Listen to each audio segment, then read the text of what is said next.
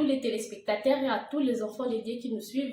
Nous sommes ravis de vous recevoir pour cette interview spéciale à l'occasion du 2e anniversaire de l'avènement de l'Église Nouvelle Apostolat Authentique. La presse de l'ENA Authentique Matadi a souhaité tendre son micro à l'un des responsables de l'Église de la ville de Matadi que nous allons découvrir ensemble avec.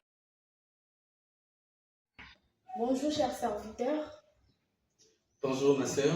Comment souhaitez-vous que je vous appelle, prêtre, berger ou frère? Ah oui ma sœur, appelez-moi comme vous voulez. Appelez-moi frère Christ, prêtre Christ, berger Christ. Pour moi ça me dérange pas. Ça me dérange pas, pourquoi? Parce que ce n'est pas ce qui est important pour moi. Ce qui est important pour moi, c'est que le Seigneur voit en moi lorsqu'il me regarde. Vous savez, je ne voulais pas aborder cet aspect des choses, mais parce que vous m'avez poussé. Lorsque nous avions pris la décision il y a 2 ans de nous désolidariser avec nos frères de l'autre côté, nous avions appris quelques temps après qu'il y aurait eu une décision de destitution qui nous aurait concernés. Et depuis lors, il y a de ces frères et sœurs, de ces serviteurs qui, de l'autre côté, certains, disons, prennent plaisir à nous appeler frères Christ. Bon, certains les font peut-être de bonnes intentions, les autres les font avec intention de nous humilier ou peut-être de nous diminuer parce qu'ils estiment effectivement qu'on a été destitués. En nous appelant frère Christ, moi personnellement, ça ne me dérange pas parce que je sais que le royaume des dieux appartient aux enfants des dieux. Sont enfants des dieux, le frère et les sœurs de Jésus. Donc m'appeler frère Christ, ça ne me dérange pas. Le royaume des dieux n'est pas, comment dirais-je, l'accès au royaume des dieux ne dépend pas du ministère. Ceux qui sont encore gentils préfèrent encore m'appeler prêtre Christ. Le dernier ministère que j'ai porté avant de quitter, les plus gentils et au moins reconnaissent qu'on a été investi au ministère de berger. Ils nous appellent berger. Nous disons merci à eux pour cette marque de considération. Mais nous sommes encore beaucoup plus reconnaissants à l'égard de ces milliers d'enfants des dieux, Nouvel Apostolat Authentique et serviteurs à travers le monde qui reconnaissent notre ministère de berger. Et voilà, ça ne sert à rien d'imposer aux gens de nous appeler bergers si en nous regardant, ils ne voient pas en nous cette qualité de berger. Mais ce qui compte pour nous, c'est que le Seigneur voit en nous regardant. S'il pense que nous sommes réellement bergers, voilà, c'est le plus important, peu importe l'appellation que les gens peuvent nous connaître. Alors, chers bergers, c'est depuis le 20 novembre 2022 que le tout premier service divin de l'Église Nouvelle Apostolat Authentique a été tenu à Matadi. 2 ans après, avez-vous toujours l'impression de poursuivre sur le bon chemin ou de vous être égaré? Bien sûr, madame, nous sommes d'ailleurs de plus en plus convaincus que nous poursuivons sur le très bon chemin. Parce que, vous savez, lorsque nous étions ensemble avec les amis, les frères et sœurs, il y a eu, comme je l'ai dit souvent, 2 catégories de fidèles et de serviteurs. Il y en a qui ont cru en la dénomination de l'Église. Ils sont restés fidèles, ils sont disposés à suivre toute l'orientation que l'Église donne. Même s'il faudrait changer toute la doctrine, même s'il faudrait tout changer, ils sont prêts à suivre parce que eux, ils ont cru en la dénomination, ils pensent que c'est la dénomination qui sauve. Ils sont restés fidèles. Mais nous sommes de ceux qui avons cru au Seigneur Jésus-Christ à travers l'enseignement des apôtres. Et nous pensons que c'est l'enseignement qui est fondamental. La dénomination, c'est une création d'hommes. Hein. L'Église existe sur le plan physique comme une structure socialement et juridiquement créée, avec un nom comme les lois de la République l'exigent, mais ça n'a rien à voir avec l'Église du Christ au sens objectif du terme. Le Seigneur Jésus a dit à Pierre, tu es Pierre, sur ce roc, je bâtirai mon Église. Il n'a jamais donné un nom à son Église. Et dans Actes des Apôtres, il est dit, s'agissant des premiers fidèles, il persévérait dans l'enseignement des apôtres. Ça veut dire que le plus important pour nous, c'est cet enseignement des apôtres. C'est en l'enseignement des apôtres que nous avons cru. Donc, peu importe la dénomination, elle peut changer aujourd'hui, Mais la question que nous nous poserons tous, toujours, est-ce que ce qui nous est prêché, ce que nous prêchons, ce que nous pratiquons, est-ce l'évangile pur de Jésus? Est-ce l'enseignement des apôtres et la doctrine apostolique? Voilà ce qui nous intéresse le plus. Donc, on n'a jamais eu l'impression d'avoir de nous être égarés. Par contre, nous sentons l'accompagnement de l'Éternel Dieu dans ce que nous faisons. Hier, nous n'avions que 2 communautés avec près de 250 membres. Aujourd'hui, avec l'arrivée de nos frères et sœurs qui étaient à l'ex-Bangou, qui forment avec nous aujourd'hui l'Église Nouvelle Apostolat Authentique, nous comptons 2 évanges de district, alors qu'hier, on n'avait qu'un évangile de communauté qui nous dirigeait. Il y a plus de 5 bergers, des évangélistes, des prêtres, des recteurs et tout ça, le diacre, plus de 600 membres avec une vingtaine de communautés. Sans Dieu, il n'est pas possible que tout cela soit accompli en 2 ans.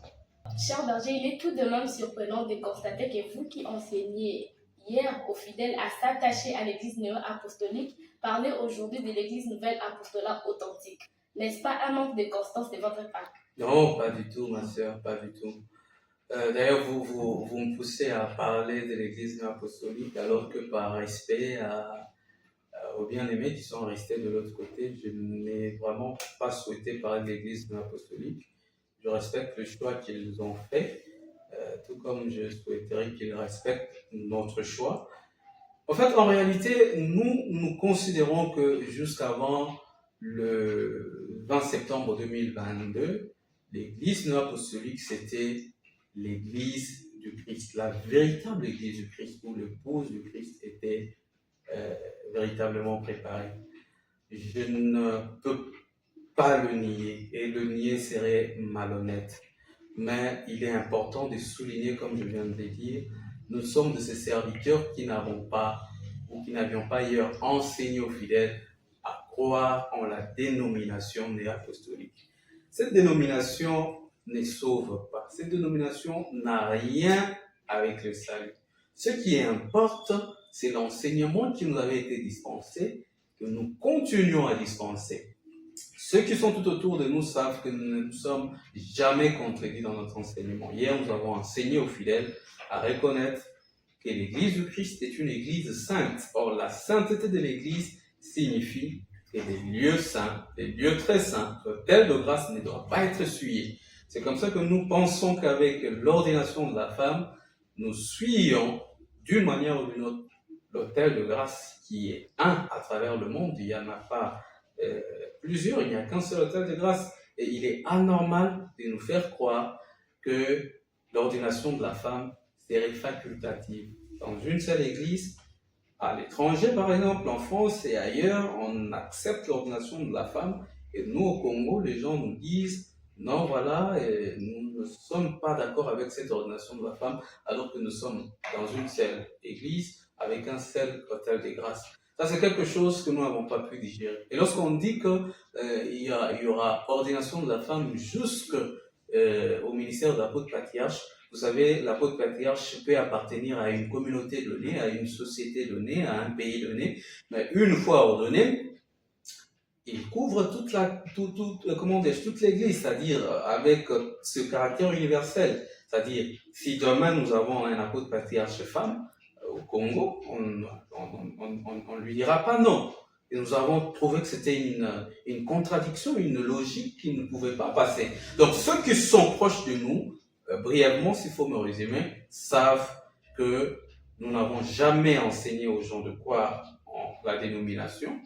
Comme je le dis encore aujourd'hui, à ceux qui sont proches de moi, ne croyons pas en la dénomination Nouvelle Apostolat Authentique. C'est une dénomination qui peut changer au jour demain ou un autre jour, mais continuons à faire confiance en notre Seigneur Jésus-Christ à travers son évangile et à travers la doctrine des apôtres. Et cela, nous ne nous sommes jamais contredits sur ce point. Nous continuons à enseigner la même chose, nous l'avons enseigné hier, et on le fera jusqu'à notre dernier jour. Donc voilà, nous restons le plus constant possible, du moins pour ceux qui nous fréquentent encore aujourd'hui. Et quelle réponse donnez-vous à ceux qui pensent que c'est pour des raisons égoïstes liées au pouvoir ministériel et à l'argent que vous avez quitté l'église néo-apostolique pour suivre l'apôtre Kabomo, un destitué des laïcs? Ah non, non, non. Vous savez, ma sœur, à un moment donné, le silence est d'or. Hein? Si nous nous mettons à répondre à tout le monde, à répondre à tout ce que les gens racontent sur nous, on passerait tout le temps à répondre aux gens sans réellement travailler. Euh, Vous savez, euh, nous avions suffisamment été enseignés pour comprendre que ceux qui s'accrochent au pouvoir et à l'argent, ce sont des gens perdus. Hein. Vous savez, le pouvoir et l'argent, la Bible le décrit comme la racine de tous les maux. Ceux qui sont proches des serviteurs authentiques, je parle de véritables serviteurs authentiques, savent qu'on est là pour servir Dieu dans la sainte doctrine et dans l'évangile pur. Nous n'avons pas à suivre l'apôtre Kabomo. L'apôtre Kabomo, en réalité, pour ceux qui connaissent l'histoire véritable de la naissance de l'Église Nouvelle Apostolique Authentique, savent que c'est l'apôtre Kabomo qui a rejoint les enfants de Dieu. Lui-même l'a déjà dit, il ne pouvait pas laisser ces milliers d'enfants de Dieu en train de se lamenter. Nous sommes de ceux qui ne fréquentions plus la communauté pour le service divin parce qu'on se sentait trahis et abandonnés. Et lorsque l'apôtre Kabomo a pris la décision de se désolidariser avec l'Église apostolique pour encadrer ses enfants de Dieu, nous avons béni le Seigneur parce qu'au moins nous avions le pouvoir apostolique avec nous qui pouvait donner naissance à ce qu'est devenu aujourd'hui l'Église Nouvelle Apostolique Authentique. La destitution, suivre un apôtre destitué. Vous savez, la destitution, c'est une arme dissuasive que de l'autre côté, on continue à utiliser pour faire taire tout ceux-là qui ne pensent pas comme les apôtres. Et nous savons que la destitution n'est pas biblique. Dieu peut rejeter un serviteur, mais il n'appartient pas à un homme. Sauf s'il pense que le pouvoir ministériel, c'est quelque chose qui lui appartient, il peut retirer ce qui est à lui. Mais s'il sait que le pouvoir ministériel est transmis au nom de la Trinité divine, il n'y a que Dieu qui peut retirer ce ministère. Donc, nous n'avons pas suivi un apôtre destitué, nous avons suivi un apôtre, peu importe le regard, peu importe ce que les gens peuvent voir en lui, mais nous savons que l'apôtre Paul dit, si je ne suis pas apôtre pour eux, je le suis au moins pour vous, parce que vous êtes le sceau ou, comment dirais-je, la preuve de mon apostolat. Donc, nous continuons à suivre avec confiance notre apôtre patriarche, sachant qu'il nous conduit vers le bon port. Cher Berger, beaucoup ont critiqué la gestion de l'Église néo-apostolique en matière de construction des temples et d'intervention sociale. Mais depuis lors, nous constatons que l'Église Nouvelle Apostolat Authentique suit la même voie. Vous savez, ma sœur, vous n'avez pas tort d'aborder cet aspect de choses. Mais d'abord, il est évident de constater que, en tant que berger, il ne m'appartient pas de dévoiler ou de présenter toutes les stratégies ou toutes les ambitions de l'Église sur le plan construction et sur le plan intervention sociale. Ça, c'est l'apanage des apôtres. Je ne suis pas la bouche autorisée.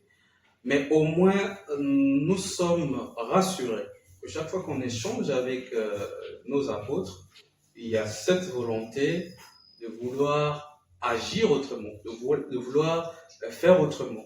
C'est-à-dire que les apôtres sont très engagés, très déterminés à voir dans le jour qui vient l'Église se doter des communautés et des temples très bien construits. Ça, c'est vraiment une volonté que nous voyons, que nous lisons dans les chefs de nos apôtres.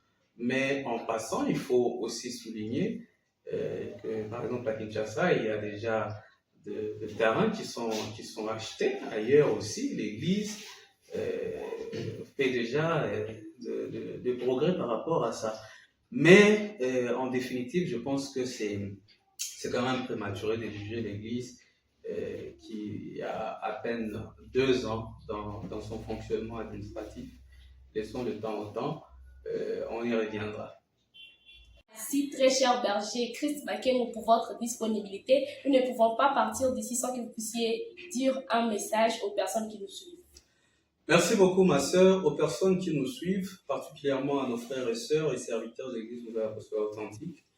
Je voudrais exhorter à plus de courage, à plus de persévérance dans la doctrine des apôtres et puis dans l'évangile pur. Nous sommes très convaincus que nous sommes sur la bonne voie. Voilà pourquoi nous les exhortons à cet effet. Vous savez, ma sœur, je profite de cette occasion pour révéler quelque chose. Lorsque cette œuvre a commencé, j'ai reçu personnellement de la part d'une sœur, je voudrais ici parler de ma grande sœur, une révélation, c'était à travers un songe.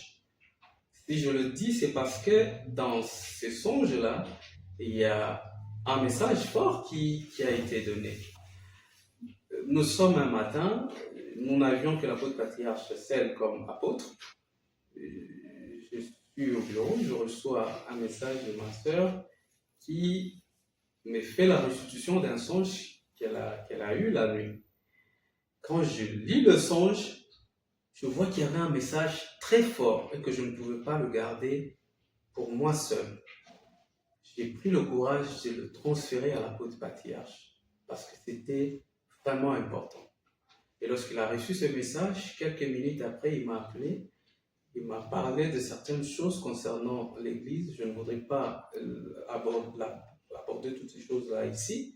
Mais ce que j'ai compris dans ce songe-là et dans l'échange que j'ai eu avec l'apôtre patriarche, c'était qu'il y a des événements qui pourront intervenir. En fait, qu'est-ce qui a été vu dans ce songe? La sœur a vu qu'il y avait un grand navire avec plein de passagers à l'intérieur qui devait effectuer un long voyage. Et elle faisait partie des passagers. Quand elle le regarde au milieu du navire, il voit un homme debout, en méditation et en position de prière. Elle fixe les yeux, elle voit que cet homme était l'apôtre Kabomo. Et il préparait le passager à effectuer ce long voyage. Il était pratiquement le capitaine. Et lorsque le navire demeure, arrivé en pleine mer, on était surpris de voir des gens qui étaient dans le navire avec nous sortir des petites pirogues et quitter le navire pour leur destination. Et à l'intérieur du navire, il y a des gens qui commençaient à s'attaquer à eux pour dire « Mais vous êtes vraiment des ingrats. Cet homme vous a fait partir de là d'où nous venons. C'est ici et maintenant que vous prenez la décision de le quitter pour prendre vos petites pirogues qui étaient cachées, dissimulées à l'intérieur du navire et partir. » Ça a commencé à blesser ceux qui étaient là parce que c'était vraiment un acte d'ingratitude. Et l'apôtre patriarche, dans sa maîtrise, je suis en train de rapporter le songe de la sœur, il dit à ceux qui s'inquiétaient, il dit, ne vous inquiétez pas, laissez-les partir. Ils n'iront pas loin. Vous savez ce que j'ai compris dans ce songe-là, c'est que tous ceux-là qui sont avec nous au sein de l'Église Nouvelle Apostolique Authentique ne sont pas tous véritablement authentiques. Il y en a qui viennent parce qu'ils ont peut-être besoin du pouvoir apostolique. Et on se demande, est-ce que demain, lorsqu'ils seront ordonnés apôtres, resteront-ils authentiques? Vont-ils continuer à suivre la direction de l'apôtre patriarche? Ou bien ils vont sortir de ce grand navire qui est l'Église Nouvelle Apostolique Authentique, leur petite pirogue, pour partir? Ces événements pourront peut-être arriver si Dieu le veut. Mais une chose est certaine, c'est que si nous avions quitté l'Église apostolique, c'était pour de bonnes raisons. L'ordination de la femme, l'homosexualité comme mode de vie et le chiménisme que nous n'avons pas approuvé. Et tous ceux-là qui viendront dans l'intention de repartir demain, ils doivent s'assurer qu'ils partiront pour de bonnes raisons. Sinon, ils n'iront pas loin. Demeurons authentiques jusqu'au jour du Seigneur. Ma sœur, je vous remercie. Merci. Merci de nous avoir suivis jusqu'ici. On vous dit bonne journée et à la prochaine.